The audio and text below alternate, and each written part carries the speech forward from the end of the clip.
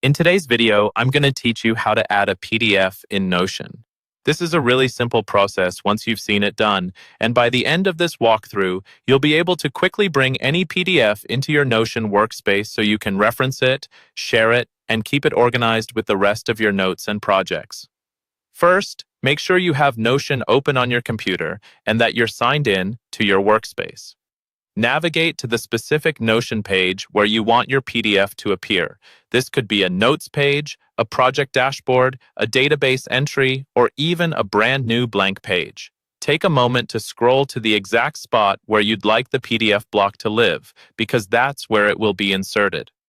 Once your cursor is in the right place on the page, type /, then the letters PDF with no spaces, so /PDF. As soon as you do that, Notion will bring up a small menu of block options related to PDFs. This / command is the fastest way to insert different kinds of content in Notion, and in this case, it tells Notion you want to add a PDF block. After typing /PDF, press Enter on your keyboard. Notion will now show you a menu for adding your PDF. You'll see different options depending on your setup, but the one we're focusing on is the Upload tab. Go ahead and click on Upload.